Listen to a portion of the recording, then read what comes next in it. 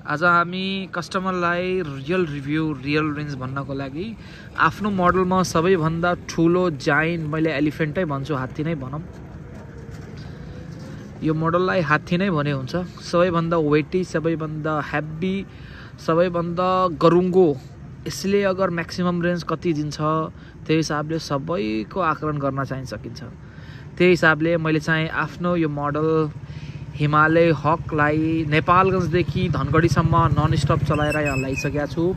अब चाहिँ यसको किलोमिटर हेर्दा पनि अहिले हेर्नुहोस्, मैले चाहिँ म्याक्सिमम रेन्ज निकाल्नको लागि हामीले चाहिँ इकोनोमीमा चलाउनु पर्छ। इकोनोमी भएपछि 1 नम्बरको गियरमा चलाउने। मैले चाहिँ हजुरको 35 किलोमिटर ठ्याक्कै नेपालगञ्जदेखि हजुरको कोहलपुरको डिस्टेन्स पनि 35 किलोमिटर रहेको छ र त्यही हिसाबले यहाँको पनि हाम्रो चाहिँ 35 किलोमिटर देखियो। अब यहाँदेखि हामी चाहिँ फर्किन लागेको छौँ। यो हाम्रो किसान चोक हो हजुरको चाहिँ बाँसगढीको। ल अगाडिको जर्नी पनि यसरी नै हेर्दै जाउँ ल। अब नेपालगञ्जसम्म पुग्ला कि नपुग्ला भनेर यसको सन्दर्भ हेर्नको लागि हामीसँग भिडियोमा चाहिँ बनेर बस्नु होला। धन्यवाद। नेपालगञ्ज टु बाँसगढी। अब बाँसगढीदेखि चाहिँ फेरि नेपालगञ्ज फर्किने बेलामा चाहिँ बाटोमा अहिले नै मैले हेर्दा चाहिँ आफ्नो राष्ट्रिय झन्डा पनि हेरेको थिएँ। अब आफ्नो गाडीसँग पनि अब राष्ट्रिय झन्डाको पनि एउटा चाहिँ सानो क्लिप लगिहालौँ भनेर चाहिँ हामीले चाहिँ यहाँ आएका छौँ। अलिकति धेरै टाढा जानु पऱ्यो के जस्तो लाग्छ। झन् टाढा जाउँ, अलिकति झन् टाढा जाउँ। वाउ,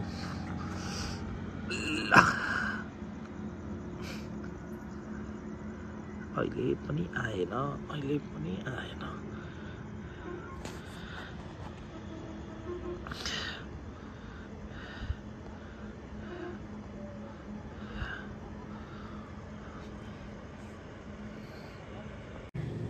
अब हामी चाहिँ कोहलपुर चोकमा पुगिसकेका छौँ।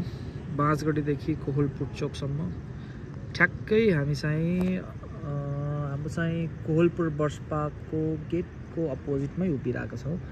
अब टोटल किलोमिटर्स हेर्दा चाहिँ अब उता जाउँ अराउन्ड 50 किलोमिटर्स चल्यो होला।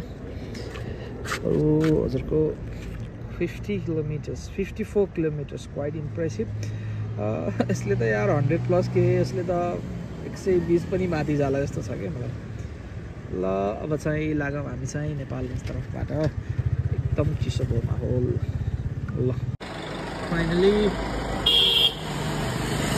अब चाहिँ हामी घर चाहिँ पुगिसक्यौँ।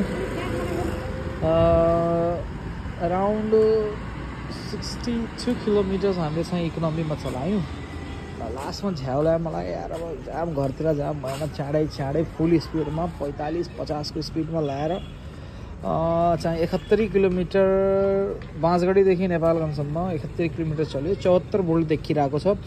74 भोल्ट भनेपछि यसको मैले डबल पनि भन्न सक्छु। 70, 140 जति जाला बा। 120 किलोमिटर क्लेम भयो। 110% आगा चिम्मेर चाहिँ हजुरको 100+ जाने यसको क्षमता छ। ल ढुक्क भएर बस्नुहोस्, बिना प्रब्लमको चलाउनुहोस्। ल हामीले आज रेन्ज टेस्ट पनि गरिदिए। हस्, धन्यवाद।